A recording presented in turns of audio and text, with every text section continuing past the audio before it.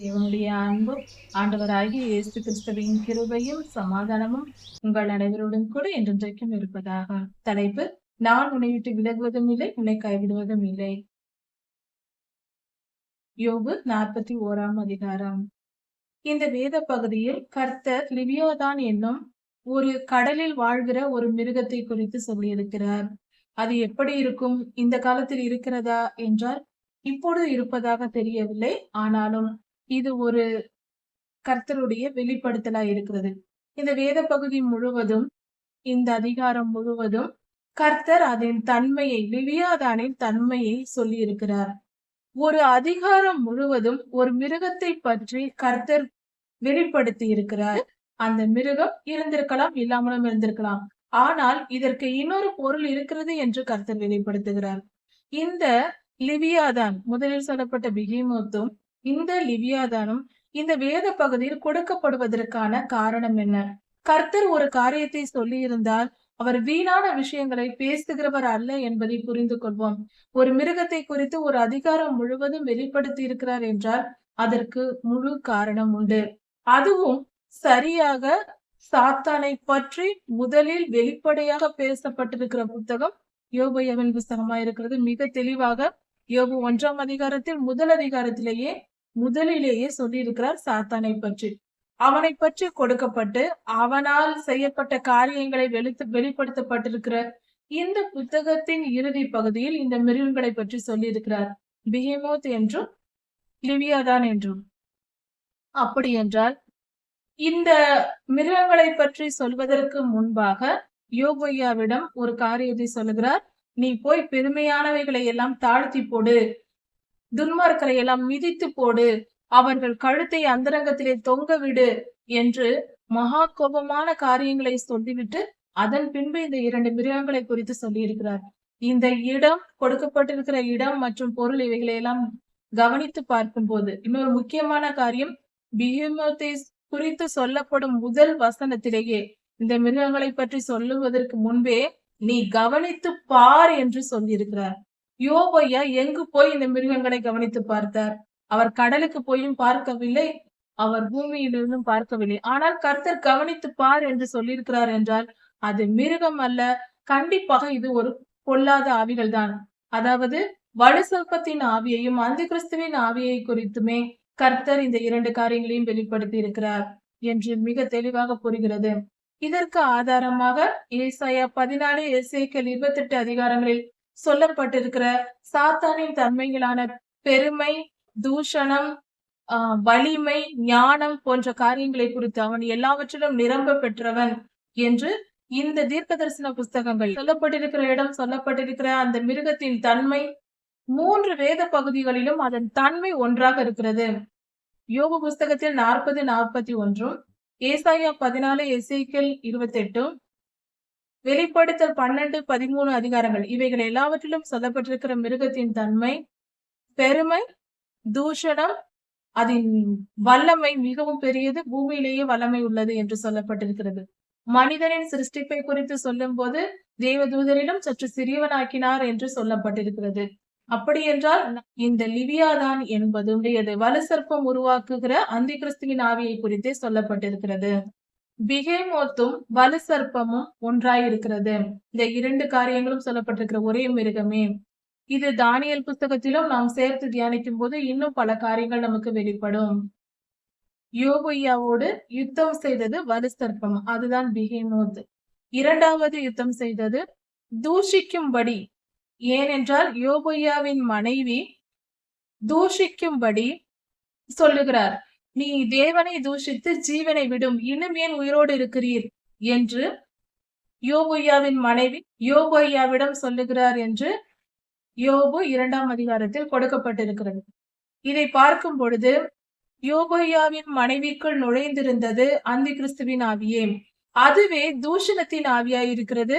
கர்த்தரையும் கர்த்தருடைய பிள்ளைகளையும் பரிசுத்தவான்களையும் தூஷிக்கிற ஆவியாயிருக்கிறது.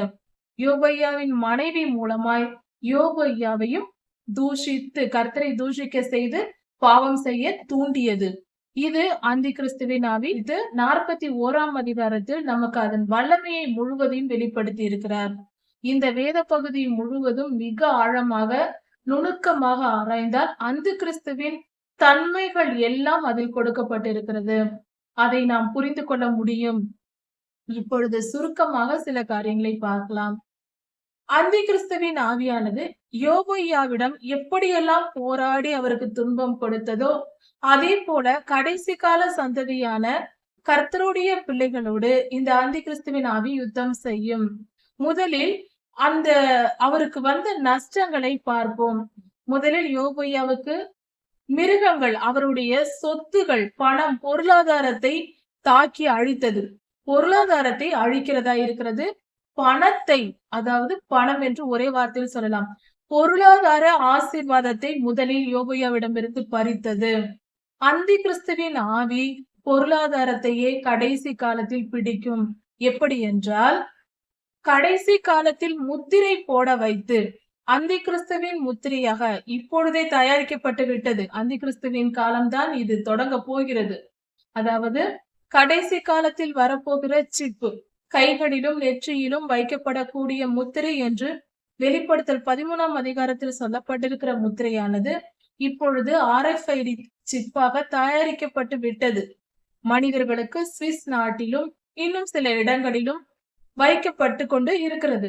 இப்படிப்பட்ட நிலையில் இதை நாம் இன்டர்நெட்டில், யூடியூபில் போய் பார்த்தால் நமக்கு நன்றாக தெரியும். இந்த காரியங்கள் எல்லாம் வருகிறது. RFID சிப் என்று சொன்னால் அந்த எழுத்தை போட்டாலே போதுமானது.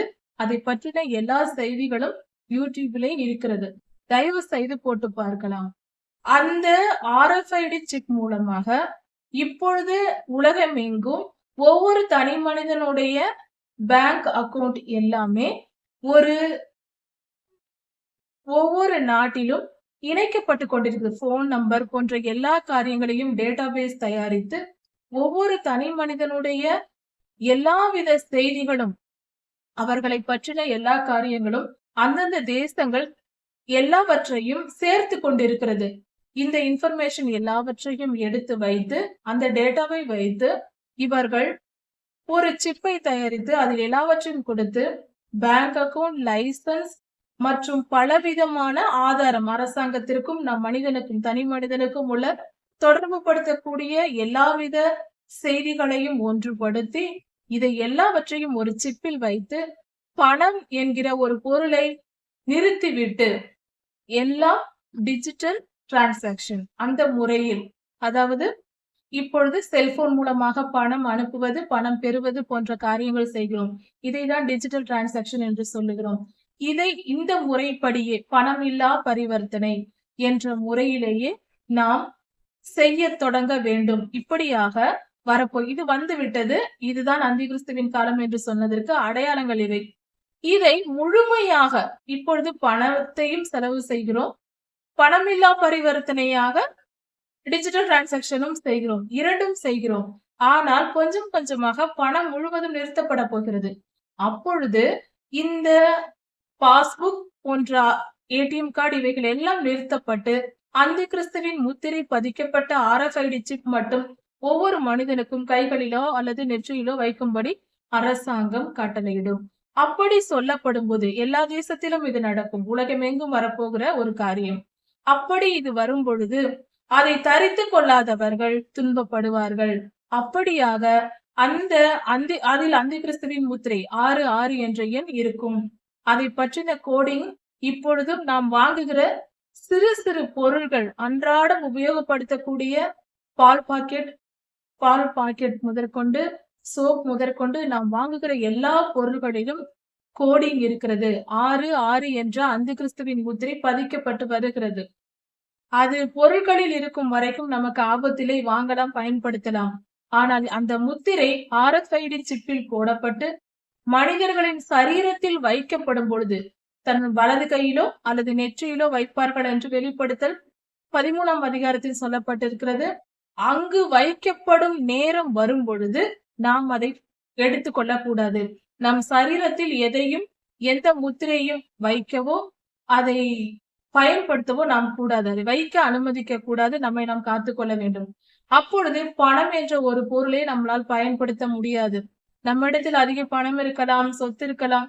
எதையுமே வாங்கவோ விற்கவோ முடியாது. இப்படிப்பட்ட ஒரு சூழ்நிலையை கொண்டு வருவான். இந்த காரியத்தை யோபையாவுக்கு முதல் அதிகாரத்தில் செய்திருக்கிறான் அந்த அந்தி கிறிஸ்துவின் ஆவி என்பதை தெரிந்து கொள்வோம். இந்த கடைசி காலத்தில் நடக்க போகிற துன்பங்கள் எப்படியெல்லாம் வருமோ அது எல்லாமே யோபையாவின் வாழ்க்கையில் வந்திருக்கிறது. யோபையாவுக்கு முதலில் வந்தது பொருளாதார பிரச்சனை. அவருடைய எல்லா சொத்து பத்துகளும் அழிக்கப்பட்டன. அதன் பின்பு உறவை கை வைத்தான். உறவுகளாகிய தன்னுடைய வாரிசுகள் 10 பிள்ளைகளையும் கொன்று போட்டான். இப்படியாக ஒவ்வொன்றாக உறவுகள், நம்முடைய உறவினர்கள் மூலமாக, நம் குடும்பத்தினர் மூலமாக நமக்கு துன்பத்தை கொடுத்து, இழப்புகளை கொடுத்து பலவித துன்பங்களுக்கும் அவன் செய்வான். இது அவனுடைய குணத்தை வெளிப்படுத்தும்படியாக தான் யோபையாவின் வாழ்க்கை ஒரு சாட்சி உள்ள ஒரு உதாரணமாக நமக்கு கொடுக்கப்பட்டிருக்கிறது. ஒரு உதாரணத்தை உவமையாக சொல்லாமல் ஒரு மனிதன் வாழ்க்கையிலேயே வாழ வைத்து நமக்கு எழுதி கொடுத்திருக்கிறார் கர்த்தர். புரிந்து கொள்வோம். யோபையாவின் சரித்திரமும் கடைசி கால உபத்திரவத்தை நாம் அனுபவிக்க போகிற விதமும் ஒரே மாதிரியாக இருக்கும். கடைசி கால உபத்திரவத்தின் ஒருவித முன்னோடி என்றே நாம் யோபையாவின் சரித்திரத்தை சொல்லலாம். தயவு செய்து இந்த காரியங்களை அற்பமாக எண்ணாமல் வேத வசனத்தை கருத்தாய் படிப்போம். அப்பொழுது பல காரியங்கள் நமக்கு புரியும். இப்படியாக அந்தி கிறிஸ்துவின் ஆவிதான் இந்த லிவியாதான் எனும் ஆவி. இது புறப்படுகிற இடம் எது என்று பார்க்கும் பொழுது பெஹேமோத் என்னும் மிருகம் மண்ணிலிருந்து தோன்றுகிறது. அது தழையை தின்னும். காடுகளில் உணவு இருக்கிறது. மிருகங்கள் உணவு எங்க இருக்கிறதோ அங்குதான் வாழும். காட்டில் வாழும், அங்கிருக்கிற இலைத்தழைகளை தின்னும் என்று சொல்லப்பட்டிருக்கிறது. இந்த பெஹேமோத்தின் மிருகம் என்பது மண்ணிலிருந்து தோன்றுகிறது என்று சொல்லும் போது அது மண்ணில் வாடுகிற மிருகம் என்று சொல்லப்படும் பொழுது இது கள்ள தீர்க்க தரிசன ஆவியை பெற்ற வலுசர்ப்பம். வலுசர்ப்பம் கள்ள தீர்க்க தரிசன ஆவி. கடைசி காலத்தில் வலுசர்ப்பத்திற்கு இங்கு பங்கு இல்லை. நன்றாக புரிந்து கொள்ள வேண்டும். அதாவது பெஹேமோத் என்பது கள்ள தீர்க்க தரிசன ஆவிக்கு உதாரணமாய் இருக்கிறது. கள்ள தீர்க்க தரிசனத்தின் ஆவி, அதாவது வலுசர்ப்பம் தன் வல்லமை முழுவதையும் அந்தி கிறிஸ்துவுக்கு கொடுத்து விடும். அது தனியாக செயல்பட போவதில்லை. அது கீழே விழுந்தது, அது துரத்துகிறது. ஆனால் போராடுவது, மனிதனோடு போராடுவது அந்தி கிறிஸ்துவே. எப்படி நமது பிதாவாகிய தேவன் பரலோகத்தில் இருக்கும் பொழுது நமது ஆண்டவராகிய இயேசு கிறிஸ்து மனுஷகுமாரனாக இந்த பூமியில் வளர்ந்து போராடி நமக்காக ஜீவனை தந்து சாத்தானை வலுசர்ப்பத்தை வெற்றி பெற்றாரோ, அதே போல அந்தி கிறிஸ்துவும் வலுசர்ப்பத்தின் வல்லமையை எல்லாம் பெற்றுக்கொண்டு வந்து மனிதர்களோடு யுத்தம் செய்ய போகிறது. அந்த பெஹேமோத் என்பது கள்ள தீர்க்க தரிசனத்தின் ஆவியாயிருக்கிறது. அதுதான் முதலில் எழும்ப போகிற காரியம். அது எழும்பி விட்டது. இப்பொழுது அது எழும்பி விட்டது. ஆனால் அது முழுமையாக அபிஷேகம் பெறவில்லை. இன்னும் அது வேலையை தொடங்கவில்லை. அது பிறந்து விட்டது. மனிதனுக்குள் அந்த ஆவி நுழைய வேண்டிய காரியம்தான். அப்படிப்பட்ட கள்ள தீர்க்க தரிசனத்தின் வேலை செய்கிற மனிதன் பிறந்து விட்டான். அவனுக்குள் அந்த ஆவி நுழைந்து அதன் வேலையை ஆரம்பிக்கும். லிவியாதான் என்று சொல்லப்பட்டிருக்கிற இதன் பொருளை பார்க்கும் பொழுது இது முதலில் பொருளாதாரத்தை கை வைக்கும். அதன் மூலம் மனிதனுக்கு துன்பத்தை கொடுத்து முத்திரை போட வைக்க முயற்சி செய்யும். எந்த நிலை வந்தாலும் கர்த்தர் ஒரு வசனத்தை நமக்கு கொடுத்திருக்கிறார். ஆபத்து காலத்தில் என்னை நோக்கி கூப்பிடு, நான் உனக்கு மறு உத்தரவு தருவேன் என்று. கர்த்தர் வானத்திலிருந்து மன்னாவை கொடுத்தவர், 5 அப்பம் 2 மீனை ஆசீர்வதித்து கொடுத்தவர், ஆயிரக்கணக்கான ஜனங்களுக்கு பங்கிட்டு கொடுத்த நம் தேவன் நம்மையும் போஷிக்க வல்லவராயிருக்கிறார். அவருடைய நாமத்தை நிமித்தம் அவருடைய வார்த்தைக்கு கீழ்ப்படிந்து வாழ்கிற அவருடைய பரிசுத்தவான்களை போஷிக்க அவர் அறிந்திருக்கிறார். கர்த்தர் நம்மை பாதுகாப்பார். அதிசயமாய் வானத்திலிருந்து மன்னா வந்து 40 வருடம் இஸ்ரவேலரை காத்தது போல நம்மையும் இந்த உபத்திரவ காலங்களில் கர்த்தர் நம்மை அதிசய விதமாக நம்மை காப்பாற்றுவார். உணவை குறித்து கவலைப்படக்கூடாது, முத்திரை தரிக்க கூடாது. எந்தவித துன்பமும் இல்லாமல் நம்மை பாதுகாத்துக் கொள்வார் கர்த்தர். சிலர் இரத்த சாட்சிகளை மறிக்கலாம். பசியோடும் பட்டினியோடும் சில காரியங்கள், சிலர் அதிக துன்பத்தை அனுபவித்து மறிக்கலாம். ஆனால் அவர்கள் சம்மதத்தோடு கர்த்தர் அவர்களை இரத்த சாட்சியாய் மறிப்பதற்கு அவர்கள் ஒப்புக்கொண்டால் மட்டுமே, அப்படி ஒப்புக்கொள்ளுகிறவர்கள் மட்டுமே அவர்களுக்கு அனுமதிப்பார். கர்த்தர் யாரையும் கட்டாயப்படுத்தி அவர்களை துன்பப்படுத்த மாட்டார். அவர் மிக மிக நல்லவர் என்பதை மட்டும் என்றும் மறக்க வேண்டாம். துன்பத்தை கண்டு பயப்படக்கூடாது. அது நம்மை தொடாது. நம் அருகே வரலாம், ஆனால் அது நம்மை தொடாது. கர்த்தர் நம்மை பாதுகாப்பார். இதன் தொடர்ச்சியை அடுத்த செய்தியில் பார்க்கலாம். கர்த்தர் உங்களை ஆசீர்வதிப்பாராக. மாரநாதா.